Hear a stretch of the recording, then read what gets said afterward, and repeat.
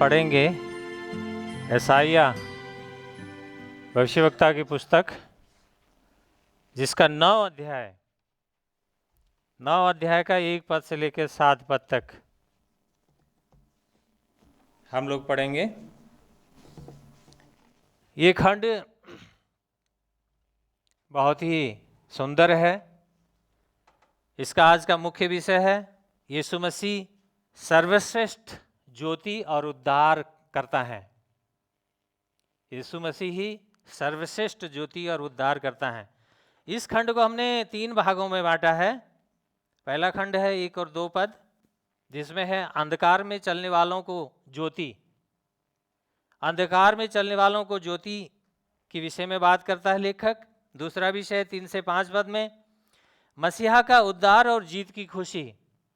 मसीहा का जो हमारे जीवन में जो भविष्यवाणी है उसमें उद्धार की बातें और जीत की खुशी की बातें जो है उसके बारे में हम देखेंगे।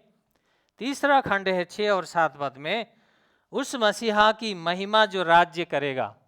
उस मसीहा की महिमा जो राज्य करेगा, अनंत काल तक का राज्य, उसकी भविष्यवाणियां इसमें हैं। तो हम इसको एक एक खंड करके हम देखते चले जाएंगे। सबसे पहले पहला खंड 1 और 2 पद, जिसमें अंधकार में चलने वालों को ज्योति के विषय में बात करता है, ये देखेंगे। इसमें लिखा है, परंतु जो वेदना में थी उसके लिए अंधकार बना न रहेगा। पूर्व काल में उसने जुबलून और नप्ताली के देशों का अपमान किया, परंतु बाद के दिनों में वह समुद्र के तीर, यरदन के उस पार, गैर यहूदियों के गलील को महिमान्वित करेगा। अंधकार में चलने वालों ने महान ज्योति देखी, अंधकारपूर्ण देश में रहने वालों पर प्रकाश चमका। यशायाह भविष्यवक्ता द्वारा लिखा गया यह पुस्तक वो ये लिखता है कि परंतु जो वेदना में थी, वेदना, पीड़ा, इस यशायाह की 8 अगर अध्याय से अगर आप देखें तो वहां पे निराशा और वेदना की बातें हमें मिलती हैं। ये निराशा और ये वेदना की बातें यहाँ पर यशायाह यहूदा को जो अशूर से आने वाले आक्रमण के बारे में चेतावनी की बातें कर रहा है। इसी का ये आगे आप 8 अध्याय का 22 पद, अंतिम पद में अगर आप देखें, यहाँ पे लिखा है, तब वे पृथ्वी की ओर दृष्टि करेंगे और उन्हें संकट तथा अंधकार अर्थात निराशा की वेदना दिखाई पड़ेगी और वे अंधकार में ढकेल दिए जाएंगे। इसका अंत 8 अध्याय का अंत इस पद से हो रहा है। आप देखिए पुराने नियम में अगर हम पढ़ें दूसरा राजा उसका 15 का 29, 2 किंग चैप्टर 15 वर्स 29, इसमें अगर हम देखें तो इस्राएल के राजा पेके के राज्यकाल में अशूर के राजा तिगलत पिलेसर ने आक्रमण किया और इयोन, अबेल, बेतमाका, योना के देश और हाशोर तथा गिलाद और गलील अर्थात नप्ताली के संपूर्ण प्रदेश पर अधिकार कर लिया और लोगों को बंदी बनाकर अशूर ले गया। यहाँ पे जो ये घटना है, जो पीड़ा है, आप इसको देखिए, ये एक भविष्यवाणी है। भविष्यवाणी यशायाह नबी द्वारा की गई भविष्यवाणी है। भविष्यवाणी में पीड़ा दिख रही है, भविष्यवाणी में कष्ट दिख रहा है। उसके होते हुए क्या हो, आगे बहुत कुछ और बातें कह रहा है। उस लोगों में जो भविष्यवाणी है, जो लोग क्या हैं, पीड़ा में हैं, वेदना में हैं। कोई राजा आकर के उनको अपने अधिकार में कर लेता है, बंधनों में बांध करके अपने अधीनता में ले जाता है, तो बहुत पीड़ा होती है। हम लोग देखते हैं पुराने नियम में मिस्र में इस्राएलियों को कितने साल तक दासत्व में रहना पड़ा, 400 साल से ज़्यादा। उनकी अवस्था हमें जानते हैं, पुराने नियम बहुत स्पष्ट रीति से बात करता है। उसी तरह से यहाँ पे पीड़ा है, कष्ट है, वेदना है, ये बातें हो रही हैं, इस्राएल में आने वाली हैं। ये भविष्यवाणी है, परमेश्वर यशायाह के द्वारा दिखा रहा है। कई बार क्या होता है, हम बहुत खंड इस तरह देखते हैं, जब इस्राएल के लोग, इस्राएल देश परमेश्वर की आज्ञा के अनुसार नहीं चलता, उसकी इच्छा के विपरीत कार्य करता है, तो क्या होता है, बदुआई में परमेश्वर जाने देता है। बदुआई में किसी राजा को दे देता है, उसके अंदर बदुआई में चले जाते हैं, ताकि उनको फिर क्या करे, सही रास्ते पे लाए। फिर पश्चाताप करते हैं, रोते हैं, गिड़गिड़ाते हैं, फिर परमेश्वर वापस ले आता है। ऐसी घटना हम बहुत सी हमने सुना है और पढ़ा है, बाइबल में उदाहरण के लिए लिखी गई है। लेकिन आगे लिखता है, अंधकार में चलने वालों ने महान ज्योति देखी। अभी देखिए, जो पीड़ा में थे, जो बदवाई में हैं, जो दूसरे राजा के अधीनता में कष्ट में हैं, जो राजा के द्वारा सतावट दिया गया, उनको लूट लिया गया, उनको सब कुछ तहस नहस कर दिया गया, ऐसे लोगों के उस समय में क्या होगा? पीड़ा में होंगे, अंधकार में होंगे, उनके जीवन में ज्योति होगी क्या? नहीं होगी। ऐसी अवस्था में परमेश्वर क्या कर रहा है? यशायाह भविष्य के द्वारा एक भविष्यवाणी ये कर रहा है, जो लोग अंधकार में चलने वाले हैं उन्होंने महान ज्योति देखी। इस क्षेत्र में, जो गलील, जो नप्ताली और इस क्षेत्र की बात कर रहा है परमेश्वर यहाँ पे, उस क्षेत्र में, ये जो क्षेत्र है अशूरी आक्रमण से पीड़ित होने वाली पहली जाति, जनजाति क्षेत्र है। वो समुद्र के किनारे है। जो भी अशूरी आके आक्रमण करते हैं तो सबसे पहले उनके ऊपर ही आक्रमण होता है। वही सबसे ज़्यादा क्या करते हैं? आक्रमण भोगते हैं, सहते हैं। और हम देखते हैं ये जो परमेश्वर ने यशायाह द्वारा जो भविष्यवाणी किया, जो ज्योति देखा, उस ज्योति को हम लोग देखते हैं कहाँ?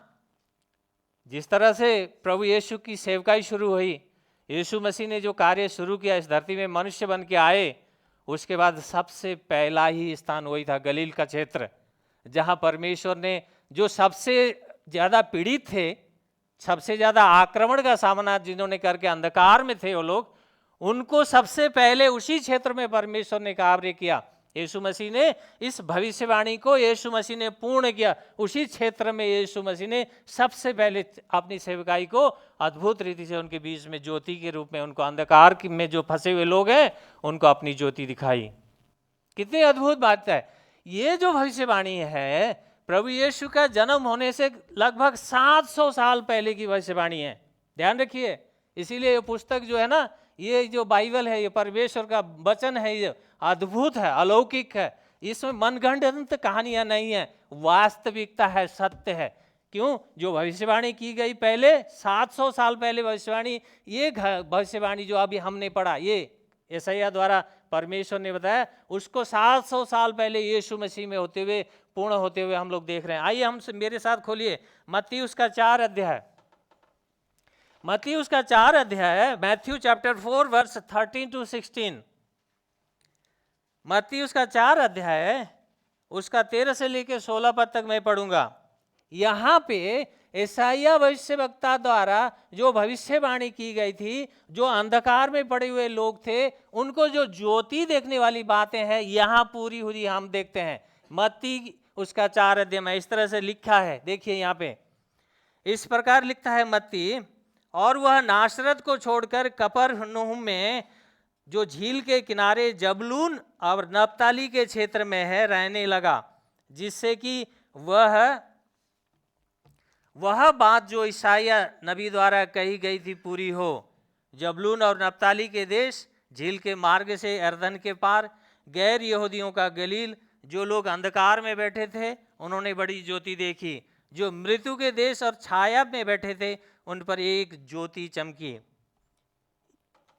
इस क्षेत्र पर एक समय क्या था? वेदना था, निराशा था, अंधकार था। तो परमेश्वर की दया के कारण आज क्या हुआ? जो जगत का ज्योति है, जो सृष्टि करता है, जो परमेश्वर है, यीशु मसीह उनके बीच में गया। उसी क्षेत्र में उसने सुसमाचार प्रचार किया। उसी क्षेत्र में उन्होंने अपने कार्य को शुरू किया। तो अंधकार के लोगों के लिए, जिन्होंने उसको ग्रहण किया, उनके लिए क्या हो गई? उनके जीवन में ज्योति आ गई। अगर हम अंधकार को ही ज्योति मान बैठे तो फिर अलग विषय है। अंधकार को ही हमने ज्योति समझ के अगर हम चल रहे हैं, फिर ज्योति का अर्थ क्या होगा हमारे जीवन में? हम ज्योति को जान नहीं पाएंगे। लेकिन अगर हम ज्योति को ही देखना चाहते हैं अंधकार से हट करके, तो यीशु मसीह जिसके जीवन में आ जाते हैं ना, उसके जीवन में फिर अंधकार नहीं रह सकती। अंधकार के बादल छट जाते हैं, अंधकार का जो धुंध है ना वो छट जाता है। जिसके जीवन में, जहाँ पे यीशु मसीह का आगमन हो जाता है, जिसके जीवन में यीशु मसीह आ जाते हैं, जिसके जीवन में यीशु मसीह का प्रवेश होता है, वहाँ अंधकार नहीं रह सकता, वहाँ धुंध नहीं रह सकता, छट जाते हैं वो बादल। वही ये कार्य यहाँ पे हुआ। यशायाह भविष्यवक्ता भविष्यवाणी कर रहा है, उस क्षेत्र के बारे में, और उस चीज को हमने देखा यीशु मसीह में पूर्ण होते हुए।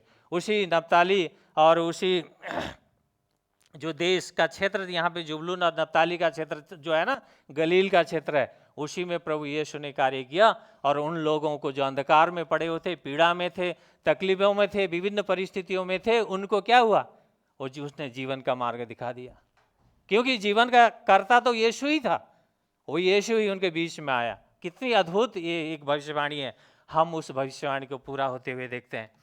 अभी मैं आपसे एक प्रश्न पूछूं, क्या आपने ज्योति को देखा है?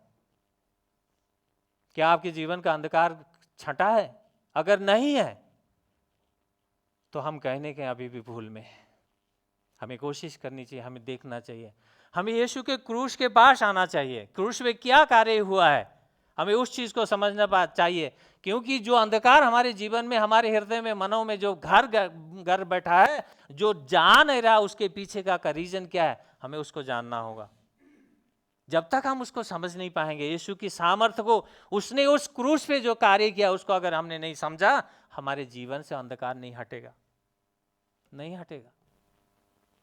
चाहे हम चर्च आते हों, प्रार्थना करते हों, बाइबल स्टडी करते हों, भेंटी देते हों, हर चीज़ करते हों, लेकिन अगर हमारे हृदय में अभी भी अंधकार है, अंधकार के बादल अभी भी हैं, तो कहीं ना कहीं अभी भी हम लोग भूल में हैं, या हमने सच्चाई के साथ यीशु के क्रूस को जाना नहीं है, हम आए नहीं उसके क्रूस के पास।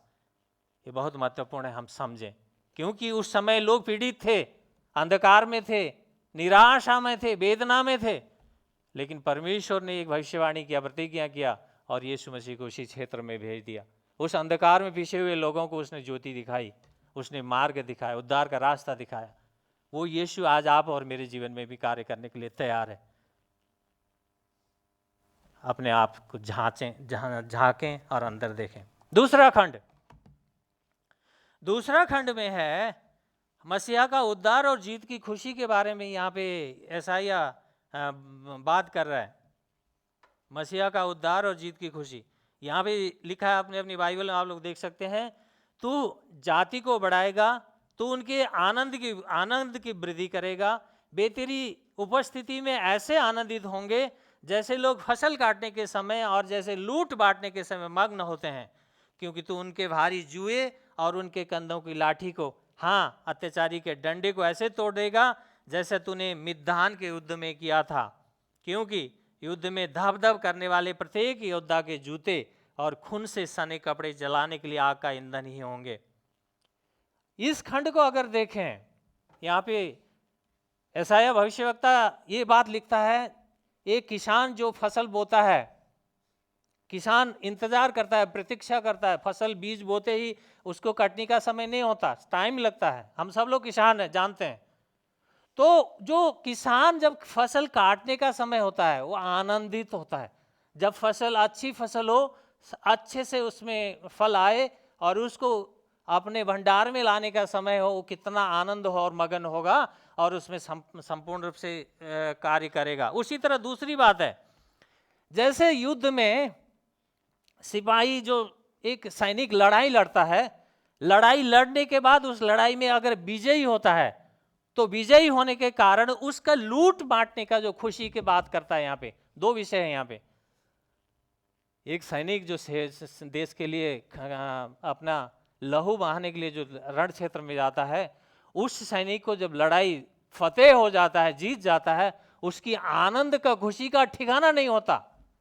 शब्दों में मैं बयान नहीं कर सकता। कारगिल का युद्ध में जो विजय हुआ ना, उसकी खुशी हमारे हृदयों से हम बयान नहीं कर सकते। हम कितने खुश थे वहां पे, नहीं बयान कर सकते, हम शब्दों में बयान नहीं हो सकता। उसी चीज को यहाँ परमेश्वर ने यशायाह भविष्यवक्ता के द्वारा भविष्यवाणी के रूप में लिखा। इतने आनंद होगा, एक समय अंधकार में है, पीड़ा में है, निराशा में है, लेकिन यीशु मसीह की उपस्थिति होगी उस क्षेत्र में। उन लोगों का क्या होगा, इतने आनंदित हो जाएंगे वो, जैसे किसान फसल काटते हुए आनंदित होता है। एक रणभूमि में सैनिक लड़ते हुए जब फतह करता है, जीतता है उस लड़ाई को, उस तरह से आनंदित होंगे वो लोग। कितनी खुशी की बात लग रहा है। निराशा से उसको भविष्यवाणी कर रहा है, परमेश्वर उसके आनंद और खुशी की तरफ ले जा रहा है।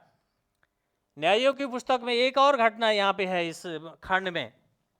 आप लोग न्यायियों के पुस्तक अगर देखें 6 अध्याय और 7 अध्याय में देखेंगे तो मिद्यानियों के ऊपर विजय की बात है। मैं उस खंड में नहीं जाऊंगा, नहीं पढ़ूंगा, अभी समय नहीं है। मैं आपको बताता हूं, आप ध्यान से सुनिए, बाद में घर में जाके पढ़ लीजिएगा। न्यायियों के पुस्तक बुक ऑफ जजेज उसका 6 और 7 अध्याय में पढ़ेंगे तो एक गिदोन के द्वारा मिद्यानियों के ऊपर जो विजय प्राप्त किया है उसका ये जिक्र है। यहां पे लिखा ना, जैसे हमने पढ़ा अभी, क्या लिखा? जैसे तूने मिद्यान के युद्ध में किया था, जैसे तूने मिद्यानी को युद्ध में किया था। मिद्यान के युद्ध में क्या हुआ, मैं आपको संक्षेप में बताऊं, थोड़ा सा आपको पता हो। मिद्यान के युद्ध में गिदोन को परमेश्वर ने इस्तेमाल किया। गिदोन कहता है कि परमेश्वर, मैं तो सबसे छोटा हूं, मैं तो सबसे कमजोर हूं, मैं तो सबसे कमजोर लाचार हूं, तो मेरे से कैसे होगा? जब परमेश्वर कहता है कि तू वीर है, तू योद्धा है, तो तेरे द्वारा विजय होगा, तुझे मैं इस्तेमाल करूंगा, तब गिदोन कहता है कि प्रभु मैं कैसे होगा, मैं तो सबसे छोटा हूं, मैं तो इस कुल में, मेरे जो कुल है ना उसमें सबसे छोटा हूं, सबसे कमजोर हूं, सबसे थोड़ा है मेरे, कैसे होगा? लेकिन परमेश्वर, वहां बहुत बड़ा एक घटना का जिक्र है, इतना समय नहीं है, मैं आपको सारांश में बताना चाहता हूं। परमेश्वर ने उस समय कहा कि लोगों को बुला, तो लड़ाई के लिए गिदोन के साथ जाने के लिए कितने लोग तैयार हो गए? 32,000 लोग आ गए। 32,000। परमेश्वर ने कहा ये लोग बहुत ज्यादा हैं। परमेश्वर ने कहा ज्यादा लोग हैं, इतने से आपको पता है मिद्यानी जो सेना सामने थी वो 32,000 नहीं, लाखों में थी।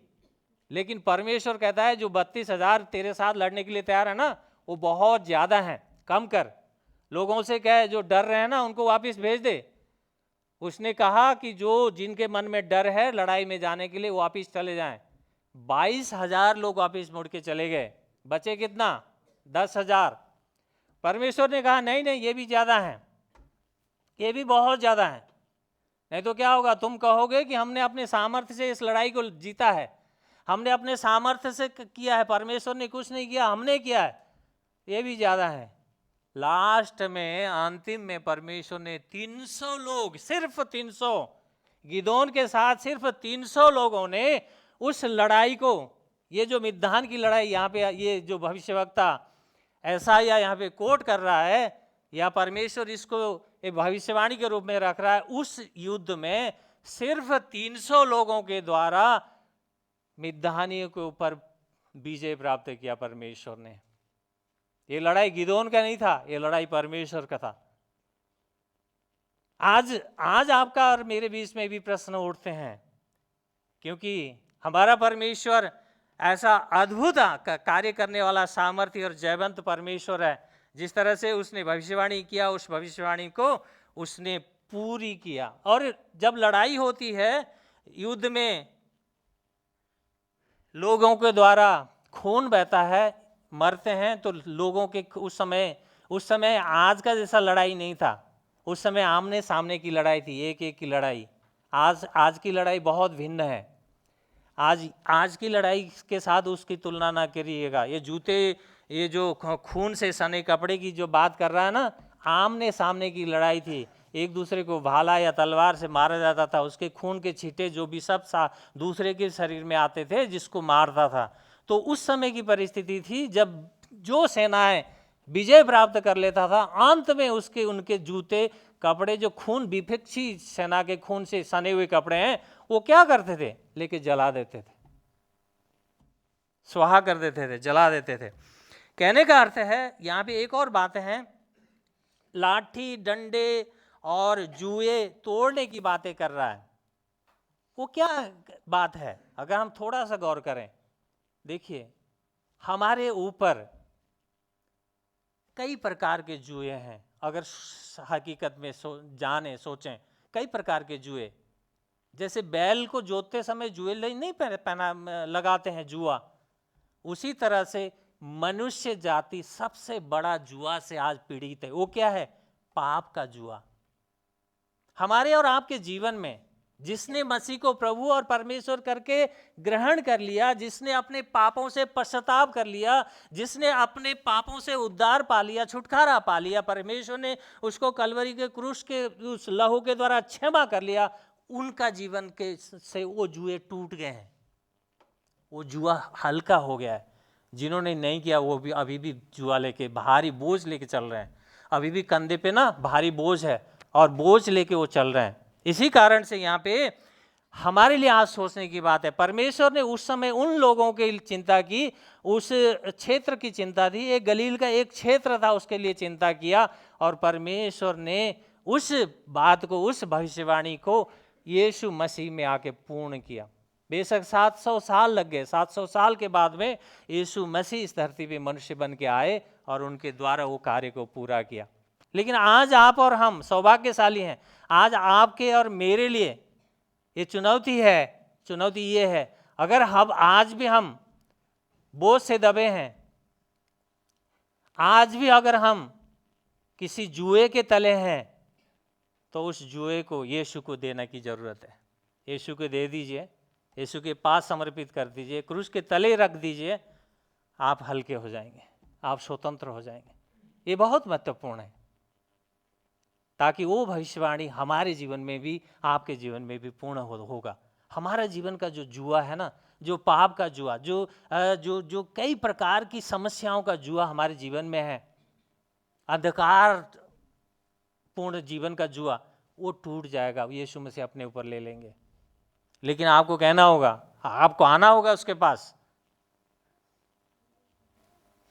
आप बोझ में दब रहे हैं, चिल्ला रहे हैं, करा रहे हैं, जब तक दूसरे को कहेंगे नहीं भाई मेरी मदद करो, वो कभी हाथ नहीं लगाएगा। ध्यान रखिए, यीशु को कहना पड़ेगा कि प्रभु मुझे मदद कर, मैं इस बोझ से दब रहा हूं, मेरे कंधे, मैं चल नहीं पा रहा हूं, मैं इस अंधकार में इस तरह से तड़प रहा हूं, मुझे इस अंधकार से निकालिए और ज्योति में चलाइए।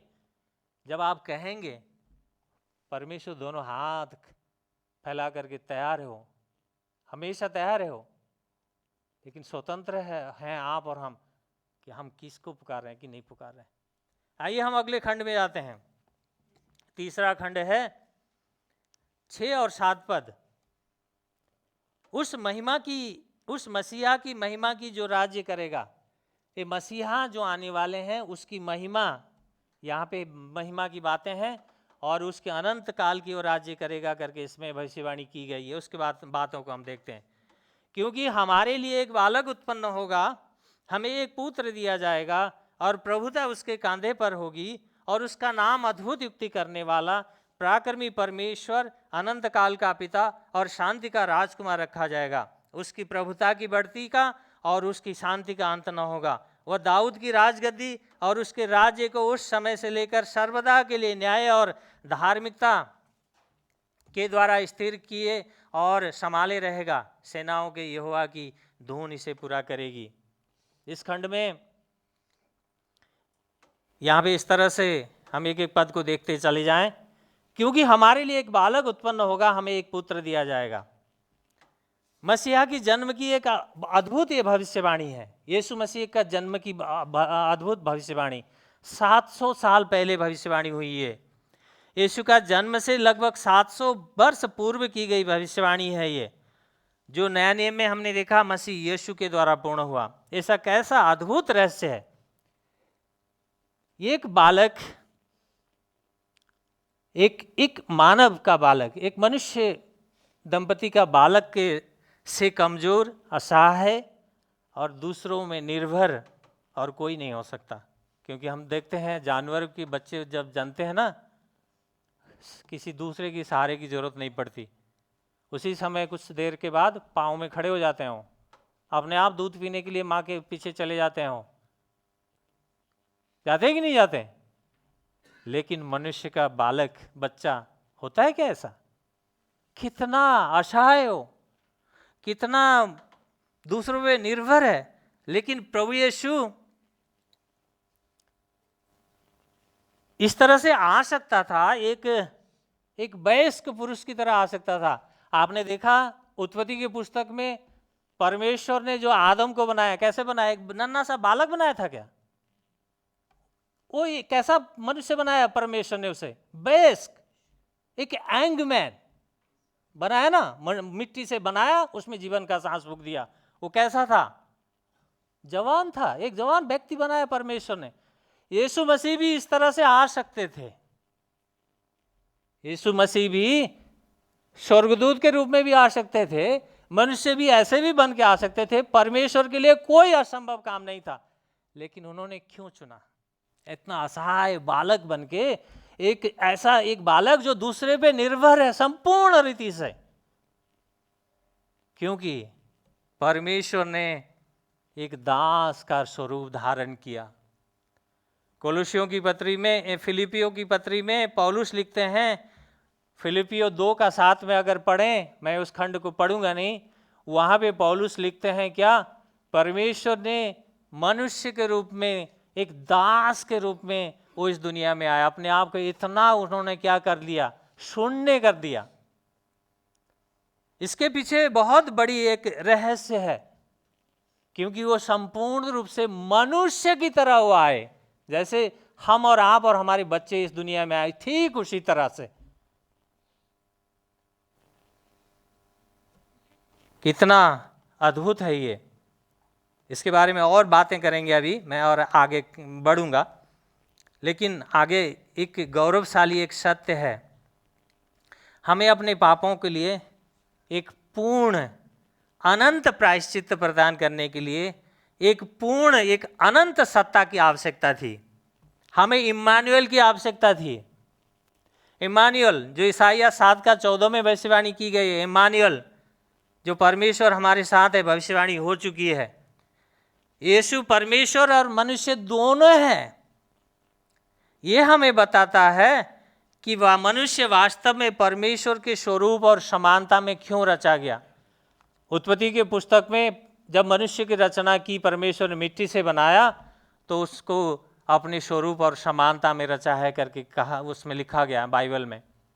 यहाँ पे हम इसी चीज़ को हम देखेंगे, क्योंकि यदि यीशु मसीह पूर्ण रूप से मनुष्य नहीं होते, ध्यान रखिए, अगर यीशु मसीह 100% अगर मनुष्य बन के जन्म नहीं लिया होता, तो मेरे और आपके जो पाप का जो प्रायश्चित्त का जो दंड उन्होंने भोगना था ना, वो उसका विकल्प नहीं हो सकते थे। मेरे शब्दों में थोड़ा सा गौर करना, ध्यान से सुनना। यदि यीशु पूर्ण रूप से मनुष्य नहीं होता, तो वह पापी मनुष्य के स्थान पर उस पाप का दंड का विकल्प नहीं हो सकता था। यदि वो पूर्ण परमेश्वर नहीं होता, ध्यान रखिए, यदि वो पूर्ण परमेश्वर नहीं होता, तो उसका बलिदान हमारे पापों के लिए पर्याप्त नहीं होता, अपर्याप्त होता। इसी कारण से उसको पूर्ण मनुष्य और पूर्ण परमेश्वर दोनों होना पड़ा। ये अलौकिक है, अद्भुत है यीशु मसीह में। ये उनको इसीलिए असहाय बालक, एक ऐसा बालक जो अपने आप कुछ भी नहीं कर सकता, हो करके मनुष्य बन करके आना पड़ा। क्यों? मनुष्य का उद्धार का जो कार्य था ना, जो पूर्ण किया हुआ कार्य, जो फिनिश्ड वर्क था, क्रूस पे उन्होंने किया, उस कार्य को पूरा करने के लिए आना ही था। ये भविष्यवाणी जो है यहाँ पूरा हुआ। आगे और देखेंगे हम, प्रभु उसके कांधों पर, प्रभुता उसके कांधों पर होगी, प्रभुता उसके कांधों पर होगी। भविष्यवक्ता यशायाह यहाँ पे लिख रहे हैं, प्रभुता उसके कांधों पर होगी। यीशु की शासन, उसका राज्य का अगर भविष्यवाणी देखें तो बहुत पद में परमेश्वर ने भविष्यवाणी किया है, प्रभु यीशु राज्य करेगा, 1000 साल का राज्य होगा। ये भविष्यवाणी अभी पूर्ण नहीं हुई, अब पूर्ण होनी है, होगा, वो चीज़ पूर्ण होना ही है। बहुत से पद हैं, लेकिन उस पद में मैं जाऊंगा नहीं, आपको उस पद के द्वारा उलझाऊंगा नहीं, क्योंकि आप लोग ज़्यादा हो जाएगा। लेकिन कुछ बातें मैं आपके बीच में रखूंगा। परंतु अभी भी कई प्रकार से प्रभुता उसके कांधों पर हम देख सकते हैं। यीशु मसीह जो प्रभुता कर रहा है, यीशु मसीह जो राज्य कर रहा है, उसके कांधों पर उसकी राज्य है, उसके सरकार चल रही है करके हम देख सकते हैं। प्रभु के एक दास ने लिखते हैं, प्रभु के एक दास ने इस प्रकार से लिखा है, मेरी बातें नहीं है, प्रभु के एक दास हैं, उनकी बातों को पढ़ रहा हूं। सबसे पहले यह अपने राजा की तरह दिखेगा। आज के राजनेता इस बात की खोज में रहते हैं कि उन्हें आपसे क्या मिल सकता है, परंतु यीशु इस बात को देखते हैं कि आपके लिए वो क्या कर सकते हैं। दूसरी बात, आज के राजनेता अपने चारों ओर नौकरों और चाकरों से घिरे रहते हैं, परंतु यीशु ने हमें अपने अनुग्रह से घेर रखा है।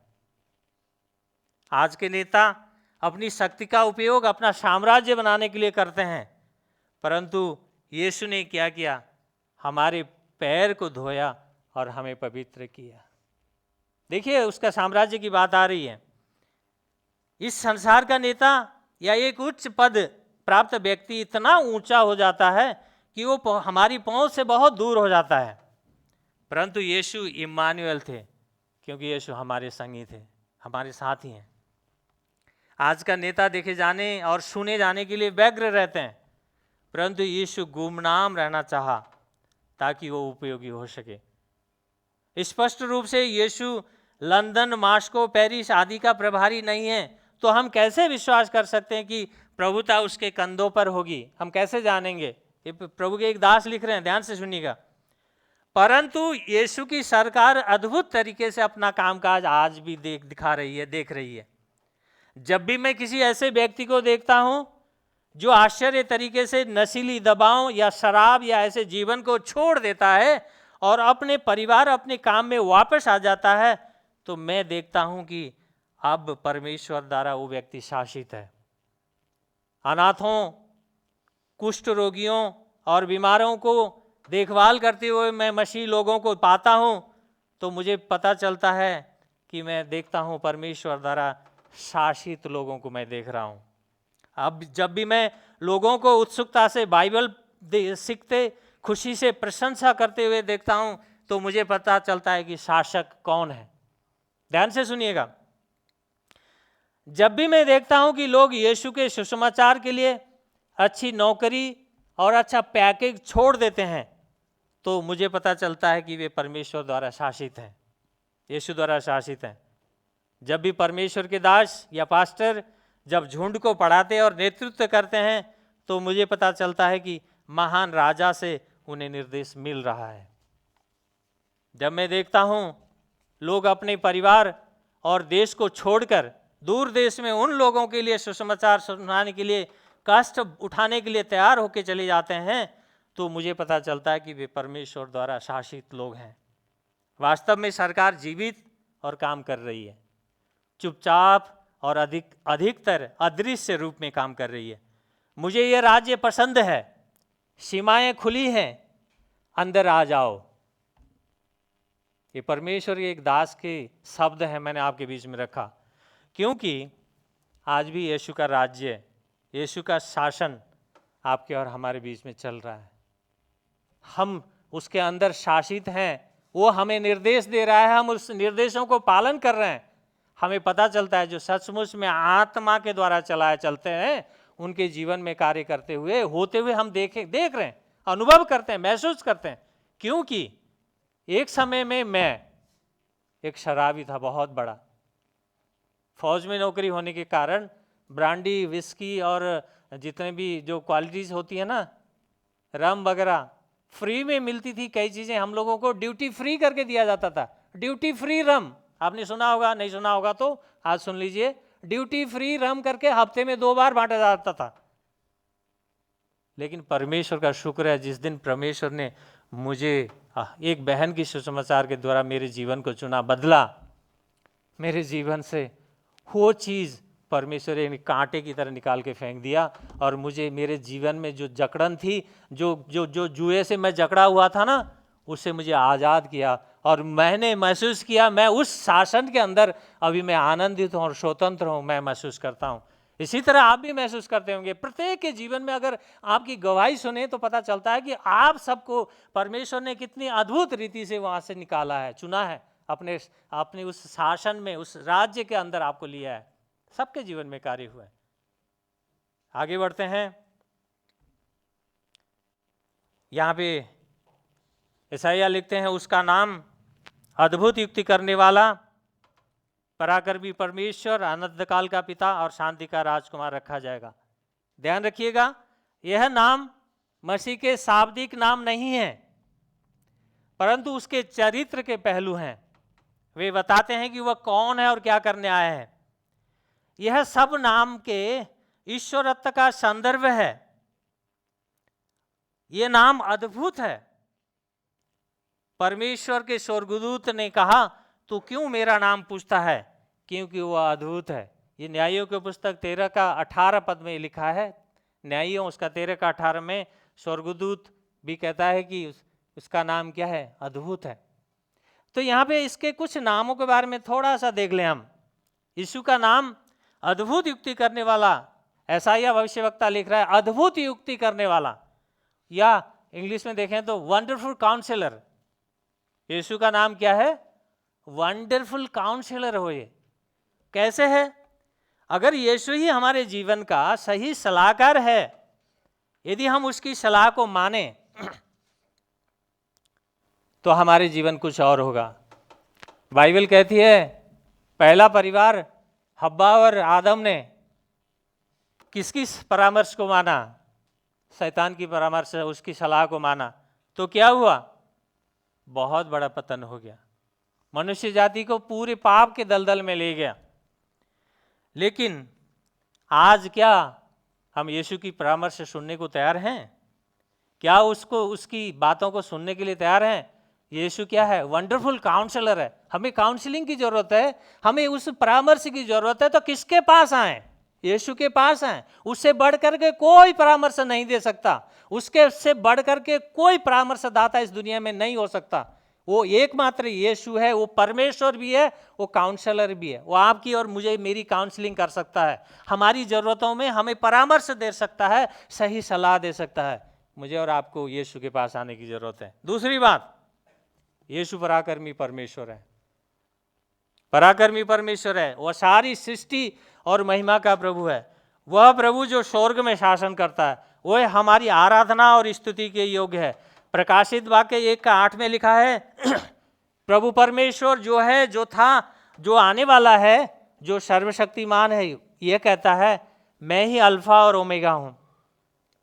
उसी यशायाह उसका 10:21 में लिखा है वो पराक्रमी परमेश्वर है। बहुत से पद हैं, हम इन पदों से हम ज्यादा नहीं जाएंगे। इन पदों से हम देख सकते हैं वो क्या है। वो पराक्रमी परमेश्वर है। यीशु पराक्रमी है। यीशु पराक्रमी परमेश्वर है। अरे यीशु मनुष्य बना, देखिए ध्यान रखिए, यीशु मनुष्य बना, उसे भी भूख लगी, उसे भी नींद लगी, वो भी थका।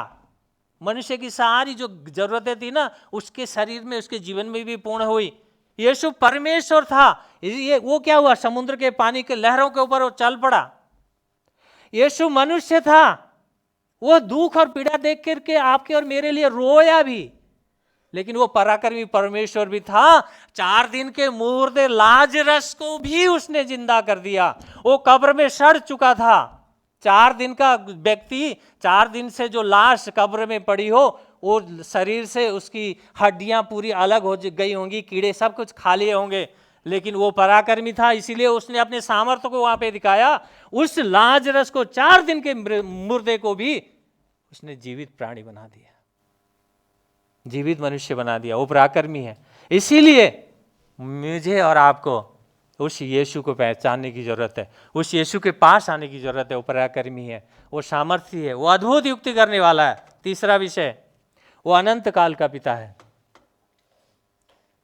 ऐसा यह भविष्यवक्ता यहां पे लिख रहा है, वो क्या है? अनंत काल का पिता है। यीशु ही अनंत काल का स्रोत है, वही सब कुछ रचने वाला है। अगर हम देखें कोलोसियों की पत्री, उसका 1 अध्याय का 15 से लेकर 18 पद, आइए उस खंड को खोल लें एक बार। कोलोसियों नया नियम में है, नया नियम में 240 पेज, जो ये मछली बाइबल है, नया नियम में 240 पेज में है। कोलोसियंस चैप्टर 1 वर्ष 15 से लेकर 17 तक मैं पढ़ूंगा। जिसको मिल गया अपने बाइबल में देखें, जिसको नहीं मिला मेरे साथ आप सुने। वह तो अदृश्य परमेश्वर का प्रतिरूप तथा समस्त सृष्टि में पहला उठा है, क्योंकि उसी में सब वस्तुओं की सृष्टि हुई, स्वर्ग की अथवा पृथ्वी की, दृश्य अथवा अदृश्य, सिंहासन अथवा साम्राज्य, शासन अथवा अधिकार, समस्त वस्तुएं उसी के द्वारा और उसी के लिए सृजी गई हैं। वही सब वस्तुओं में प्रथम है और सब वस्तुएं हैं उसी में स्थिर हैं। कोलोसियों की पत्री, इस पत्री को पौलुस प्रेरित के द्वारा लिखा गया।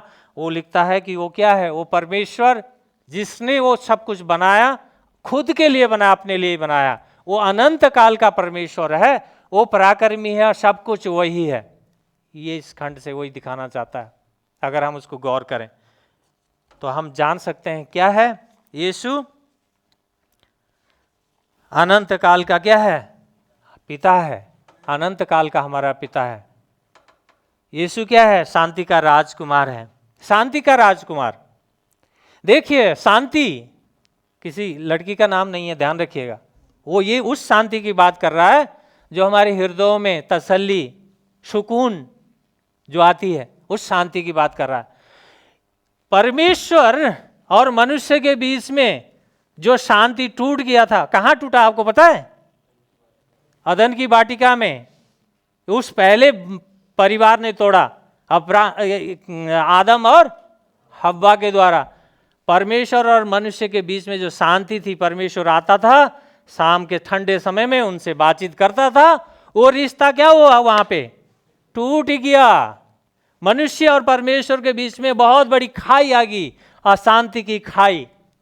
उस शांति की बात कर रहा है यहाँ पे। वो शांति का राजकुमार है। मनुष्य और परमेश्वर के बीच का जो शांति, मनुष्य ने जो विद्रोह किया, मनुष्य ने जो परमेश्वर की आज्ञाओं का उल्लंघन किया, उसके अधीनता में रहना नहीं चाहा, उसके कारण जो मनुष्य और परमेश्वर के बीच में जो शांति टूट गई थी, उस शांति की बात कर रहा है।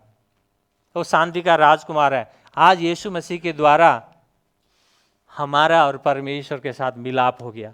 आज हम परमेश्वर के पास, हम जिस अवस्था में जैसे भी हम जा सकते हैं, उसे अपना पिता और अब्बा करके हम पुकार सकते हैं और अपनी पीड़ा को उसके सामने रख सकते हैं। उस समय क्या होता था पुराने नियम में? पुराने नियम में महायाजक सब लोगों के लिए बलिदान का लहू लेकर के साल में एक बार उस महापवित्र स्थान में जाता था, सबके प्रायश्चित्त के लिए।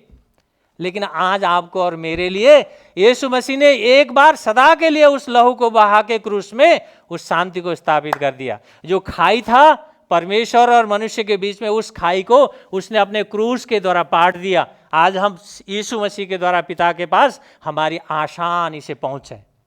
परमेश्वर इस शांति की बात कर रहा है।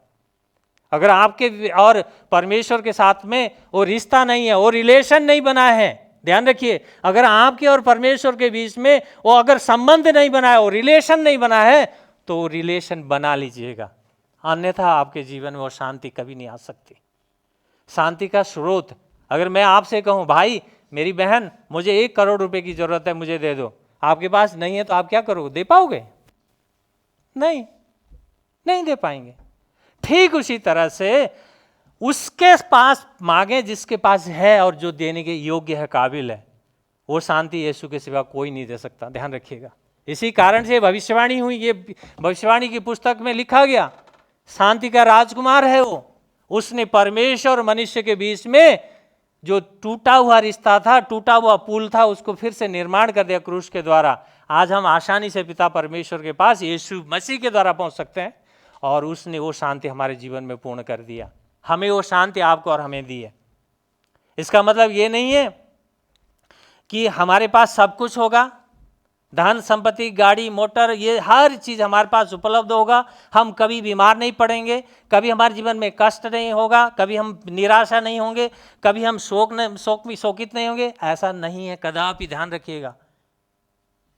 यीशु मसीह में आने का हमें यथार्थ सत्य को समझना है।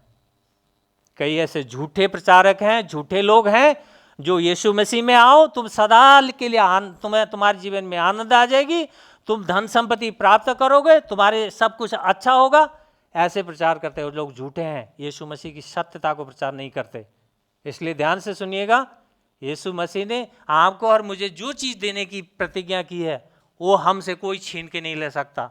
वो अनंत काल का जीवन, वो नरक से छुड़ा करके उसने स्वर्गीय जीवन देने का जो प्रतिज्ञा किया है, उसने उन विश्वास करने वालों के लिए वो दे दिया है।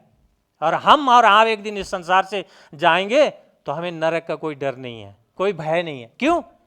क्योंकि उसने परमेश्वर और हमारे बीच में शांति स्थापित कर दिया है और हम एक दिन परमेश्वर के साथ जाएंगे। ये बहुत बड़ी एक प्रतिज्ञा है परमेश्वर का, जो आपके और मेरे लिए है। और एक बात और है यहाँ पे 7 पद में, उसकी प्रभुता की बढ़ती का और उस शांति का अंत न होगा। वह दाऊद की राजगद्दी और उसके राज्य को उस समय से लेकर सर्वदा के लिए न्याय और धार्मिकता के साथ स्थिर करेगा। यहाँ पे उसकी राज्य, एक सिंहासन जो सदा के लिए रहने वाली सिंहासन, वो कहता है दाऊद का राज्य। दाऊद को मर के चला गया, उसका राज्य, उसका साम्राज्य कहाँ है? अगर लिटरली देखें तो ऐसा नहीं है। लेकिन परमेश्वर ने क्या किया, यीशु मसीह को उस दाऊद के कुल से भेजा। उस बात को, अपनी जो प्रतिज्ञा की हुई बात को पूरा करने के लिए यीशु मसीह को दाऊद के वंश से भेजा, मनुष्य के रूप में आया और उस राज्य की बात करता है। आइए एक पद हम देखेंगे, 2 शामुएल उसका 7 अध्याय का 16 पद। 2 शामुएल उसका 7 अध्याय का उसका 16 पद में एक यहाँ पे परमेश्वर द्वारा किया गया, बहुत लंबी ये बात है। अगर पढ़ें तो 12 से लेकर लास्ट तक पढ़ें, 17 तक तो हम इस बात को समझ पाएंगे, लेकिन मैं नहीं पढ़ूंगा। लेकिन मैं पढ़ूंगा 16 पद, 7 का 16, 2 सैमुएल चैप्टर 7 वर्स 16।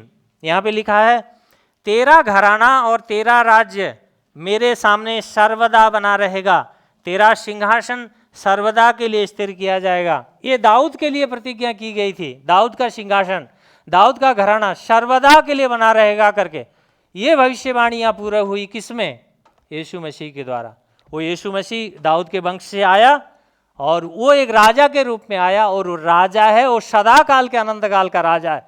उसका राज्य कभी खत्म होने वाला नहीं है। वो साम्राज्य उसका चल रहा है, राज्य आज चल रहा है। कैसे चल रहा है? 12 लोगों के द्वारा उसने जो बीज, वचन के बीज बोए थे, आज पूरी दुनिया में फैल चुका है। कितने लोग हैं उसके राज्य में हैं अभी हम लोग, जिन्होंने भी विश्वास किया, तो उसका राज्य फैल रहा है, उसका राज्य बढ़ रहा है। एक दिन वो राज्य करने के लिए आएगा। मगर ये ना भूलें, जब हमें परामर्श की आवश्यकता पड़ती है तो वो अद्भुत युक्ति करने के लिए तैयार है। जब हमें ताकत की जरूरत पड़ती है तो वो पराक्रमी परमेश्वर के रूप में हम पाते हैं। जब हमारे सामने भय और त्रास आते हैं और मृत्यु का डर आता है, तो वो कहता है मैं अनंत काल का पिता हूं। जब हम अंदर से विभिन्न तूफानों से हिल जाते हैं और शैतान हमारे विवेक को परेशान करने का प्रयास करता है, तो हमें याद रखना चाहिए कि यीशु शांति का राजकुमार है। हमें याद करना चाहिए कि यीशु शांति का राजकुमार है। हमारी जीवन में उठने वाली लहरें, तूफान को शांत करने वाला एक ही है, वो यीशु है। यीशु ही है उस चीज को पूर्ण करने वाला। हम आपके बीच में ये पुराने नियम का भविष्यवाणी वचन को देख रहे थे, उस बात को हमने देखा। लेकिन महत्वपूर्ण बात यह है, आपको और मुझे समझना है कि यीशु मसीह मनुष्य बन के आने के बाद उन्होंने बहुत से कार्य किया, मनुष्य जातियों के बीच में काम किया, बीमारों को चंगा किया, उन्होंने अद्भुत रूप से पीड़ित लोगों के जीवन में शांति दी, उन्होंने अद्भुत रीति से शैतान से सताए हुए लोगों को स्वतंत्र किया। और उन्होंने क्या किया? सबसे बढ़ करके यीशु मसीह ने आपके और मेरे लिए वो क्रूस पे चढ़ गया। अगर यीशु मसीह क्रूस पे नहीं चढ़ता, मेरे लिए और आपके लिए वो लहू नहीं बहाता, और उसके बाद वो वहां सिर्फ मरा ही नहीं, उसको गाड़ा गया, और गाड़ने के बाद तीसरे दिन वो पुनः जीवित हो गया, सिर्फ आपके और मेरे लिए। वो तो मृत्युंजय था, वो मृत्यु के अधीन आने वाला नहीं था, वो परमेश्वर था। लेकिन मृत्यु का स्वाद इसलिए चखा आपको और मुझे उस मृत्यु से बचाने के लिए। तो आज महत्वपूर्ण ये है, हम किसी ने भी अगर उद्धार को जाना नहीं है, यीशु की सच्ची शांति को हमने अपने जीवन में पाया नहीं है, तो हम अपने आप को यीशु के क्रूस के तले लाएं, कहें, अपने मुंह से कहें, प्रभु मैं पापी हूं, मैं अंधकार में हूं, मैं गुनहगार हूं, मैंने कई पाप जान के किया, कई पाप अनजान में किया, आप मुझे क्षमा करें, मुझे अपना पुत्र और अपना पुत्री बना लें। जब तक आप ये नहीं कहेंगे, वो आपको जबरदस्ती उठा के वो गोद लेके लेक पालकपन नहीं देगा, पुत्र और पुत्री नहीं बनाएगा। ध्यान रखिएगा, कहना होगा कि मैं पापी हूं। कोई ये कह सकता है कि मैं पापी नहीं हूं? कोई है यहाँ पे ऐसा कहने वाला कि कोई कहे कि मैंने कभी पाप नहीं किया, मैं पापी नहीं हूं? कोई भी नहीं है। ना मैं कह सकता हूं, ना आप कह सकते हैं। हम सब लोगों ने पाप किया है, और परमेश्वर का जो महिमा था ना, उस स्टैंडर्ड से हम लोग रहित थे। लेकिन शुक्र है उस प्रभु का, यीशु का, जिसने आपको और मुझे उस दलदल से निकाल करके उसने हमें बचा लिया। आज एक मेरे पास आपके लिए एक प्रश्न है। क्या आपने यीशु मसीह को पहचाना है? क्या यीशु मसीह कौन है? क्या आपने यीशु मसीह को पहचाना है? यीशु मसीह कौन है? ये प्रश्न आप अपने साथ पूछते रहिए, अपने साथ, किसी दूसरे के साथ नहीं, खुद से पूछिएगा, खुद से प्रश्न करिएगा, क्या यीशु मसीह कौन है? मैंने क्या पहचाना कि नहीं पहचाना? अपने आप से पूछिएगा, प्रश्न करिएगा। अगर नहीं आप पहचानते हैं तो फिर आपको पहचानने की जरूरत है, आवश्यकता है, सही मायने में जानने की आवश्यकता है। तो आइए हम प्रार्थना करें।